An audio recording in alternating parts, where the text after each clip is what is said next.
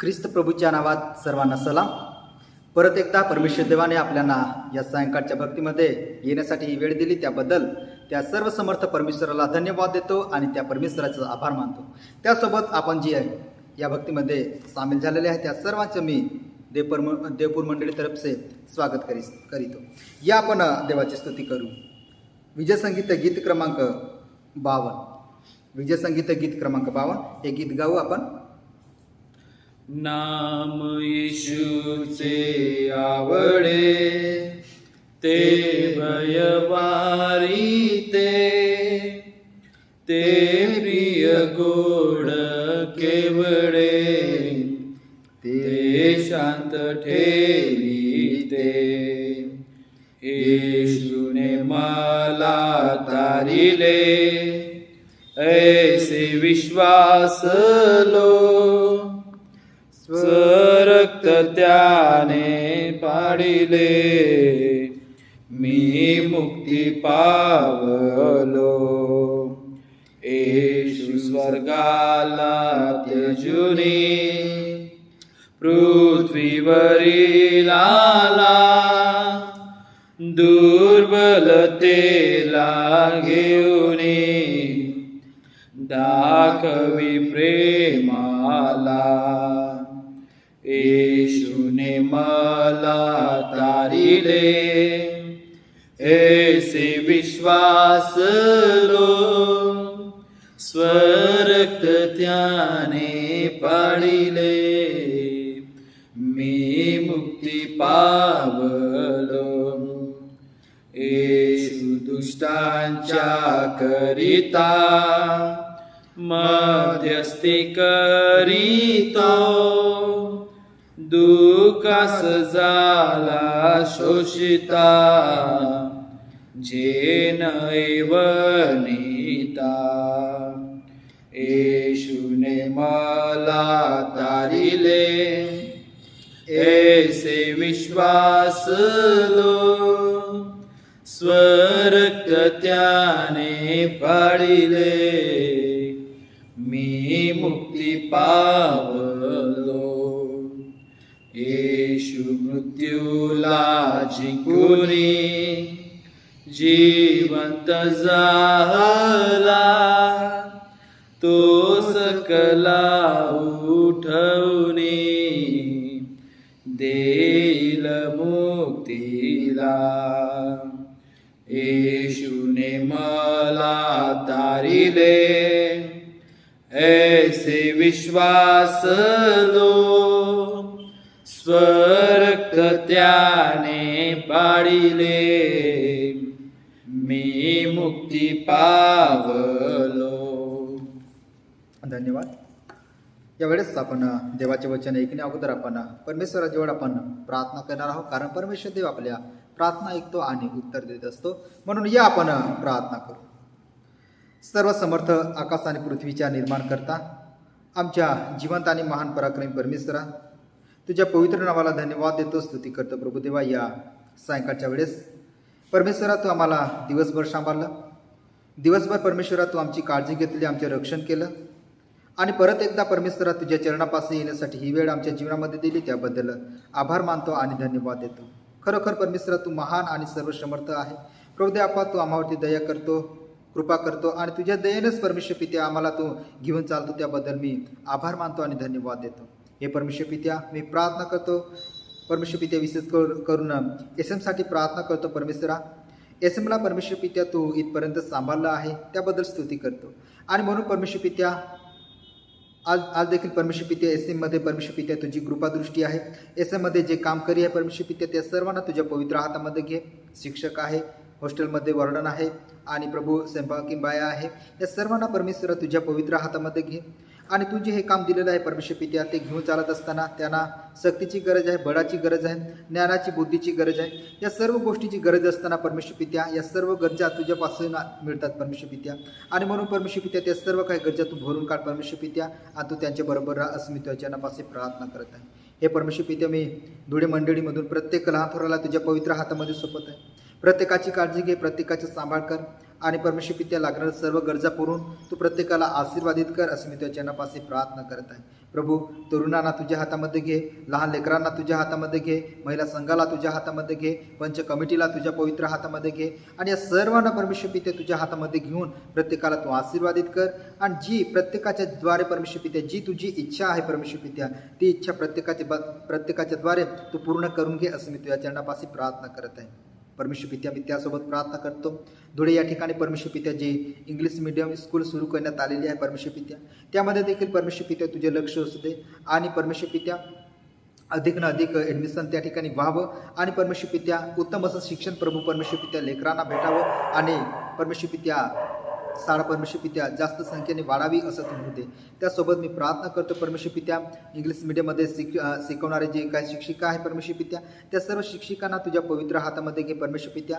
त्यांना देखील तू ज्ञान दे, बुद्धी दे, जरी ऑनलाईनच्या माध्यमातून परमेश्वर पित्या लेकरांना शिकवत आहे आणि म्हणून परमेश्वर पित्या तू त्यांना सहाय्य कर, मदत कर, मार्गदर्शन कर. उत्तम ते शिक्षण परमेश्वर पित्या त्यांच्याद्वारे लेकरांपर्यंत पोहोचावं असं तू होते परमेश्वर पित्या. मी त्यासोबत प्रार्थना करतो मंडळीमधून जो कोणी आजारी असेल, दुःखी असेल परमेश्वर पित्या त्या प्रियजनांना तुझ्या पवित्र हातामध्ये घे. कारण परमेश्वर पित्या आरोग्य देणारा केवळ परमेश्वर तूच आहे आणि म्हणून परमेश्वर पित्या उत्तम असं आरोग्य त्यांना प्राप्त व्हावं म्हणून परमेश्वर पित्या तुझ्या पवित्र आणि आरोग्य देणाऱ्या हाताने त्यांना तू स्पर्श कर परमेश्वर पित्या. तुझ्या पवित्र आणि आरोग्य देणाऱ्या हाताने स्पर्श कर, पूर्णपणे आरोग्य दे, शक्ती दे, बळ दे आणि परमेश्वर पित्या त्यांच्या आरोग्याच्या द्वारे परमेश्वरा तुझी महिमा आणि तुझे गौरव तू करून घे असं मी तुझ्या जनापाशी प्रार्थना करत आहे.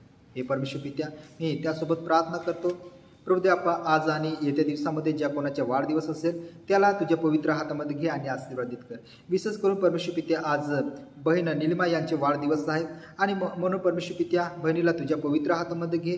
तिला तुझ्या दयेने तुझ्या कृपेने एक नवीन वर्ष तिला प्राप्त झालेलं आहे आणि म्हणून या नवीन वर्षामध्ये ती चालत असताना नवीन वर्षामध्ये आपलं जीवन जगत असताना विशेष तिच्याकडे परमेश्वरा तुझे लक्ष असू दे आणि प्रभू परमेश्वर पित्या हे नवीन वर्ष तिच्यासाठी आणि तिच्या कुटुंबियांसाठी तू आशीर्वादित कर असं मी तुझ्या चरणापाशी प्रार्थना करत आहे. परत मी प्रार्थना करतो परमेश्वर पित्या ज्या प्रियजनांचा वाढदिवस असेल येत्या दिवसामध्ये त्या सर्व प्रियजनांना देखील तुझ्या हातामध्ये घे आणि आशीर्वादित कर. सर्व काही परमेश्वरा मी तुझ्या पवित्र हाती सोबत आहे. येणारं वचन देखील तू आमच्यासाठी आशीर्वादित कर. ही प्रार्थना प्रभू येशूच्या नावात मागतो म्हणून तो ऐक. आमेन. यावेळेस आपण देवाच्या वचनाकडे वळण्या अगोदर जे काही आपल्या मंडळीच्या सूचना आहे ते मी आपल्यासमोर देऊ इच्छितो. तर शुक्रवारची जी प्रार्थना आहे आपली ती नेहमीप्रमाणे ऑनलाईनच्या माध्यमातून 6 वाजता संध्याकाळी राहणार आहे. तसंच रविवारच्या दिवशी आपली भक्ती नेहमीप्रमाणे 9 वाजता राहणार आहे आणि दोघी माध्यमातून राहणार आहे. ऑफलाईन आणि ऑनलाईन देखील भक्ती राहणार आहे. परंतु आम्ही तुम्हाला उद्या पंचांची मीटिंग राहणार आणि जे काही नियोजन ठरवण्यात येणार आहे ते सर्व आम्ही व्हॉट्सअप ग्रुपला आपल्याला प्राप्त होणार आहे. अशा रीतीने आपली जी रविवारची भक्ती आहे ती ऑनलाईन आणि ऑफलाईन राहणार आहे. यावेळेस आपण देवाच्या वचनाकडे आपण वळणार आहोत आणि म्हणून आपण देवाचे वचन वाचू. नीतिसूत्र याचा पहिला अध्याय आणि वचन 7. नीतिसूत्र याच्या पहिला अध्याय आणि वचन 7. मी आपणासाठी देवाचे वचन वाचतो. परमेश्वराचे भय हे ज्ञानाचे प्रारंभ होय, पण मूर्ख लोक ज्ञान व शिक्षण तुच्छ मानितात. देवापुरं वाचलेल्या वचनावर आशीर्वाद देव. या आपण देवाचे वचन ऐकू. मी विनंती करतो आपल्या मंडळीचे पालक आदरणीय पास्टर सागर कालू हे पुढे येतील आणि आम्हाला देवाच्या वचनातून मार्गदर्शन करतील.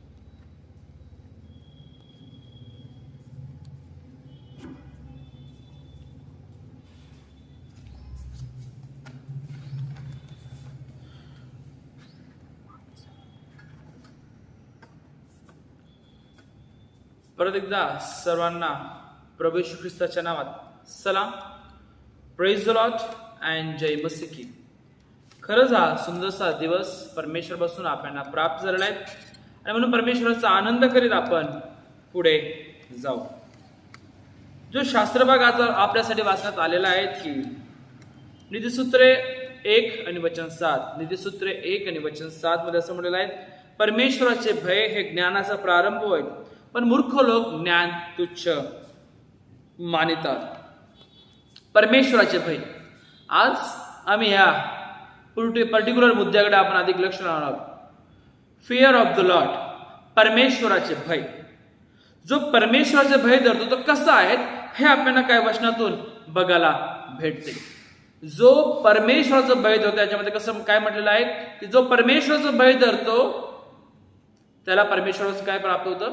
ज्ञान प्राप्त होतं. म्हणजे परमेश्वराचं भय म्हणजे ज्ञानाचा प्रारंभ होईल.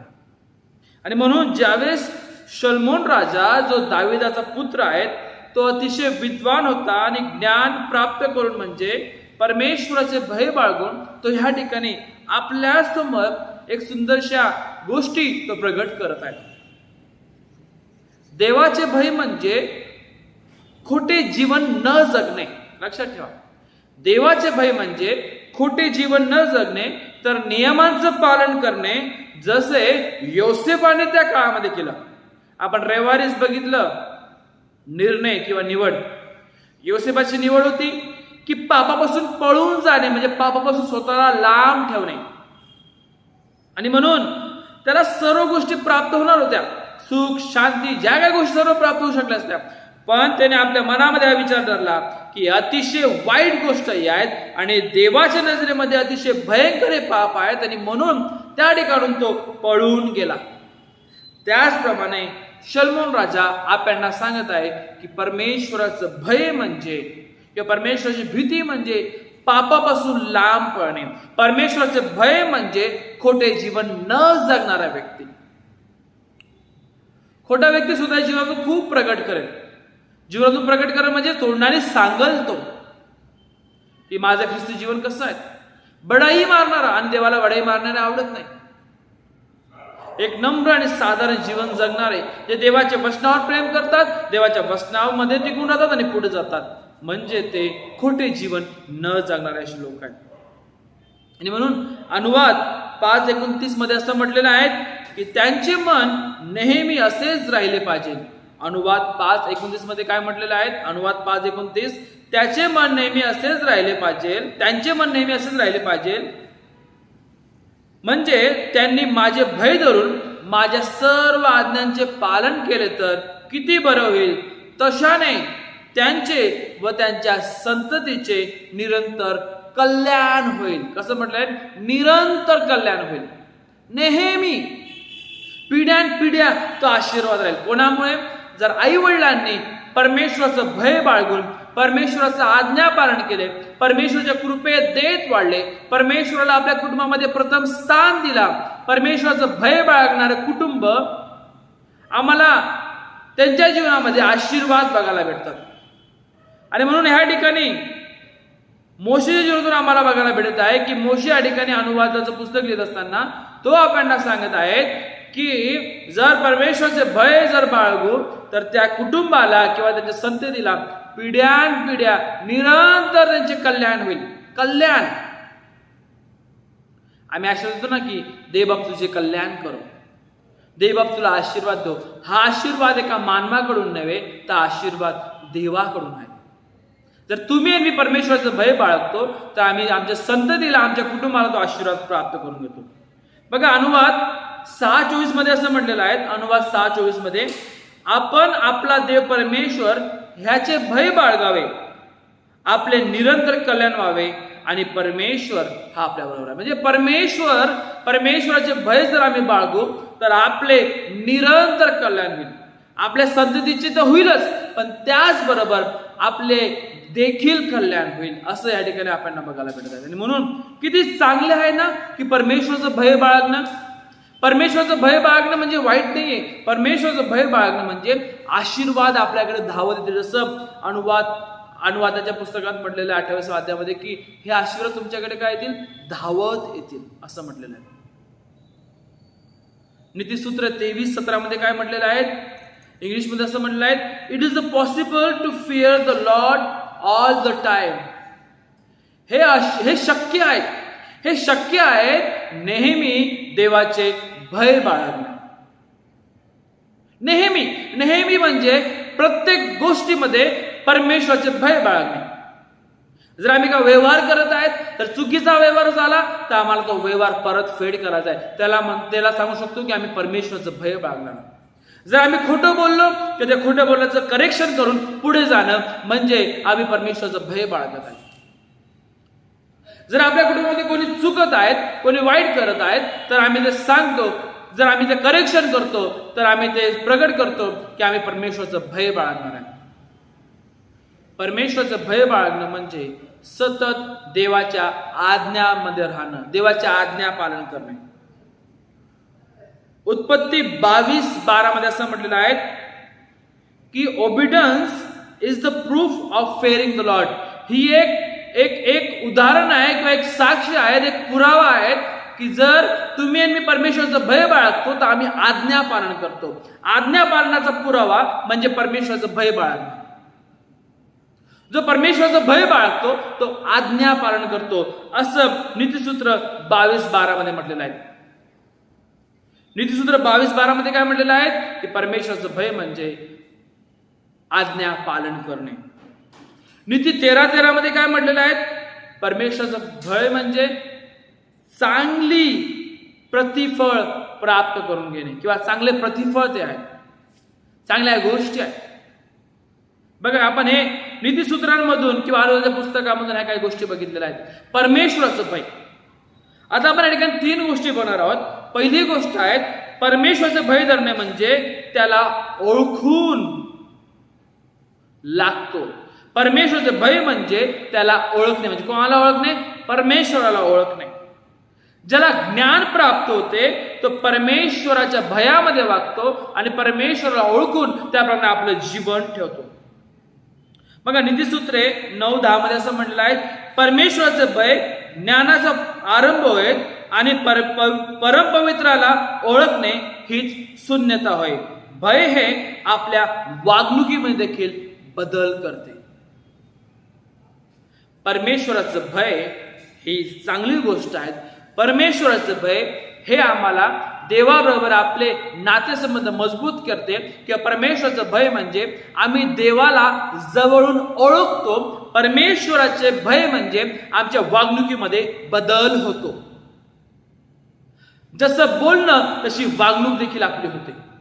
म्हणजे कधी होईल, ज्यावेळेस आम्ही परमेश्वराचं भय बाळगू. आणि परमेश्वराचं भय बाळगणारा व्यक्ती हा परमेश्वराला अधिक ओळखतो. जसं मोशे परमेश्वराला ओळखत होता तसं शलोमोन राजा देखील परमेश्वराला ओळखून ह्या गोष्टी आपल्या समोर प्रगट करत आहेत. दुसरी गोष्ट, परमेश्वराचे भय धरणे म्हणजे पापापासून लांब राहणे. परमेश्वराचे भय धरणे म्हणजे पापापासून लांब राहणे आणि स्वतःला पवित्र ठेवणे. काय आज तुम्ही आणि मी ज्यावेळेस परमेश्वराचं भय बाळगत आहोत, कारण बघा ज्यांना म्हणून ह्या ठिकाणी लहानपणी देखील आपण हे वचन शिकवण्यात येतं. नीतिसूत्रे 1:7 आम्ही लगेच सांगतो की परमेश्वराचं भय म्हणजे ज्ञानाचा प्रारंभ होय. हे आम्ही का सांगतो, कारण जे ज्ञान तुम्हाला मला प्राप्त होतं ते ज्ञान म्हणजे तुम्ही आणि मी पापापासून लांब राहावे.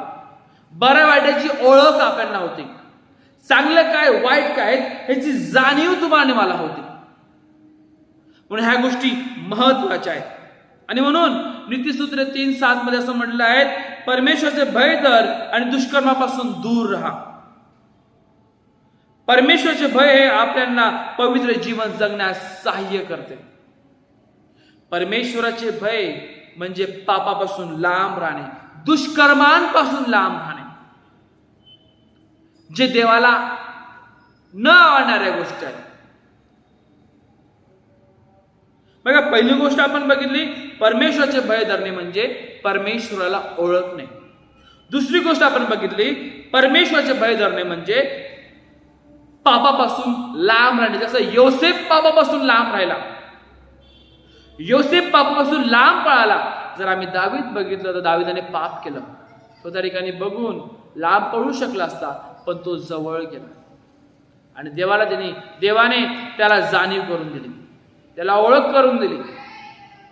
त्याने पश्चाताप केला आणि तो देवाच्या मनासारखा झाला. आणि म्हणून या गोष्टी आपण लक्षात ठेवणं गरजेचं आहे की जो परमेश्वराचं भय बाळगतो तो परमेश्वराला ओळखतो. जो परमेश्वराचं भय बाळगतो तो सर्व पापांपासून लांब राहतो, योसेफाप्रमाणे पापापासून लांब पळतो आणि आपलं जीवन पवित्र आणि शुद्ध होतो. तो हा विचार करत नाही की अशा गोष्टीमुळे माझ्या जीवनामध्ये कसल्या प्रकारचे संकट येईल. तो हा विचार करतो की माझा देव जो परमेश्वर आहे त्याचे मन मी कधी दुखवणार नाही, कारण मी त्याला ओळखतो आणि म्हणून तो पापापासून लांब पळतो.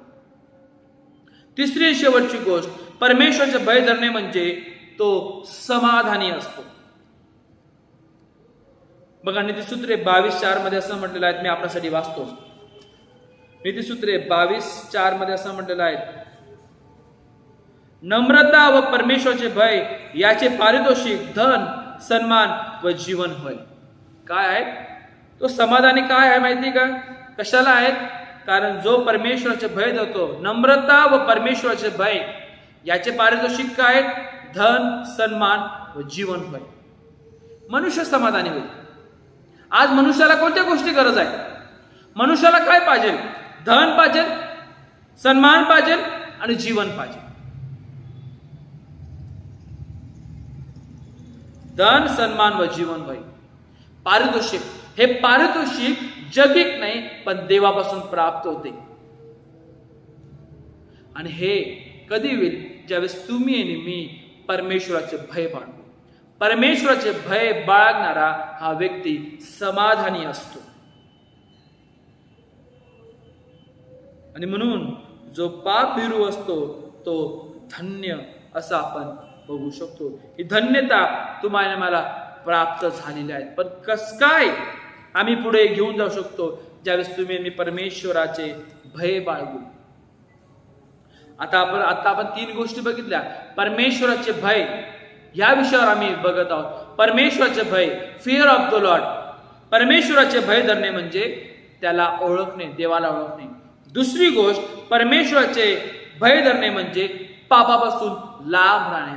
तिसरी आणि शेवटची गोष्ट, परमेश्वराचे भय धरणे म्हणजे तो समाधानी असतो, म्हणजे आशीर्वादित असतो. आणि योबाचं सुंदरसं उदाहरण आपल्याला बघायला भेटतं. कोण साक्ष देते त्या ठिकाणी? देव स्वतः इयोबाबद्दल साक्ष देतो. परमेश्वराचे भय म्हणजे त्याची आज्ञा पालन. बघा, इयोब 2 आणि वचन 3. इयोब 2 अध्याय वचन 3 मी आपल्यासाठी वाचतो. परमेश्वराने सैतानास विचारले, माझा सेवक इयोब याचकडे तुझे लक्ष गेले होते काय? भूतलावर त्याच्या तोडीचा सात्विक, सरळ, देवाला भिवून वागणारा व पापापासून दूर राहणारा असा दुसरा कोणी नाही. त्याचा विनाकारण नाश कराव्यास तू मला चिथविले, तरी तो आपल्या सत्वाला दृढ धरून राहिला आहे. कशा दृढ राहिला? सत्वाला दृढ धरून राहिला. म्हणजे त्याने जे कमिटमेंट देवाला केलेलं होतं त्या गोष्टीला तो धरून राहिला. आणि म्हणून त्याला म्हणतात परमेश्वराचं भय बाळगणारा पुरुष म्हणजे इयोबाप्रमाणे जो सात्विक आहे, जो देवाचे भय बाळगतो, पापापासून लांब राहतो, सत्य गोष्टी धारण करतो आणि पुढे जातो. परमेश्वराचे भय बाळगणारा. म्हणून परमेश्वराचे भय बाळगणे म्हणजे ह्या सर्व गोष्टी प्राप्त करणे. म्हणून देव तुम्हाला आशीर्वाद देव. आणि असेच परमेश्वराचे भय धरा आणि त्याच्या सान्निध्यात वाढत जा. या लहानशा मनन चिंतनाद्वारे देवबाबा आपल्याला अधिक पुढे घेऊन जाऊ. परमेश्वराचे भय धरणे म्हणजे परमेश्वराला ओळखणे. परमेश्वराचे भय धरणे म्हणजे पापापासून लांब राहणे. परमेश्वराचे भय धरणे म्हणजे समाधान राहणे, म्हणजे आशीर्वादित राहणे. देवबाबा आपल्या प्रत्येकाला आशीर्वाद देव. May God bless you. Thank you.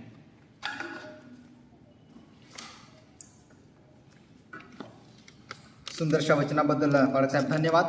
सुंदरशा वचन आपल्याला या सायंकाळच्या समयी पालक साहेबांच्या द्वारे आपल्याला प्राप्त झालेलं आहे. जे परमेश्वराच्या भयाबद्दल आम्हाला मनन करता आलेलं आहे की परमेश्वराचे वचन जे वाचलं आपण त्यामध्ये म्हटलं आहे की परमेश्वराचे भय हे ज्ञानाचे प्रारंभ आहे असं म्हटलेलं आहे. आणि त्यामध्ये प्रियानो आपण 3 गोष्टी पाहिलेल्या आहेत.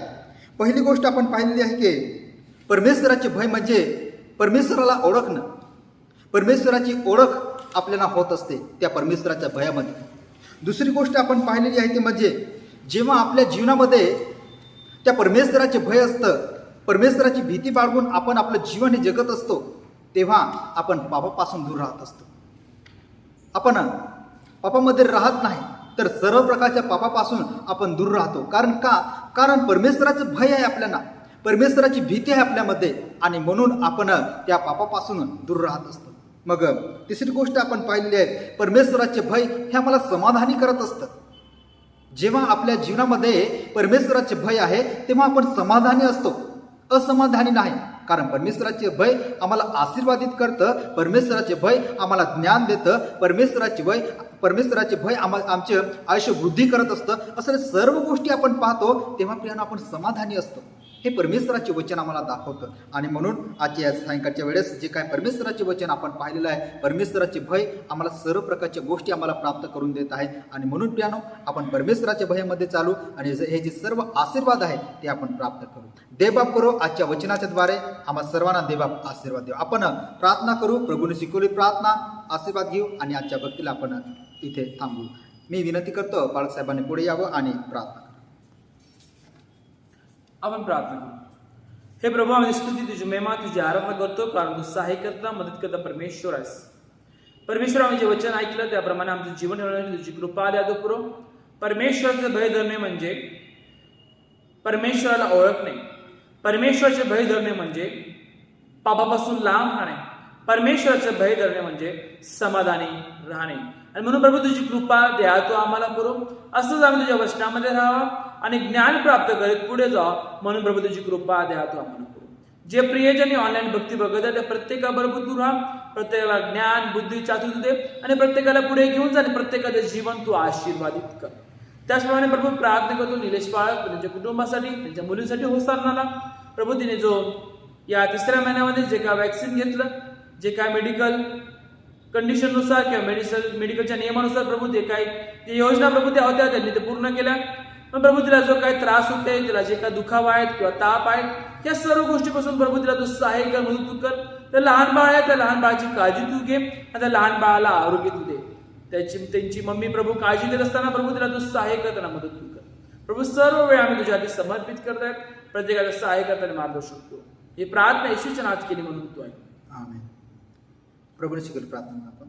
हे आमच्या स्वर्गातील पित्या, तुझे नाव पवित्र मानले जाऊ, तुझे राज्य जसे स्वर्गात तसे पृथ्वीवरही, तुझ्या इच्छेप्रमाणे आमची रोजची भाकर आज तू आम्हास दे आणि जसं आम्ही आपल्याला नसून सोडतो तसेच तू आमच्या ऋण आम्हास सोड आणि आम्हास स्पर्श करू नको तर आम्हास सर्व नसून सोडी, कारण की राज्य सामर्थ आणि गुरु ही सर्व काळ तुझीच आहे. आमेन. आणि आपल्या ताणाऱ्या महान प्रभू येशू ख्रिस्ताची कृपा, देवाची प्रीती आणि पवित्र आत्म्याची गोड संगती जे संपूर्ण प्रियजने ऑनलाईन भक्ती बघत आहेत त्यांच्या बरोबर व त्यांच्या कुटुंबाबरोबर आणि आमच्या संपूर्ण देवपूर फॅमिली बरोबर आता सुद्धा सर्व करावं. या रात्री ईश्वरा तू मजला सांभाळ, आयुष्यभर राखीतो करामा प्रतिपार. आमेन. परत एकदा सर्वांना सलाम आणि देवबाप आपल्या नाव आपल्या संपूर्ण कुटुंबाला आशीर्वादित करू. धन्यवाद.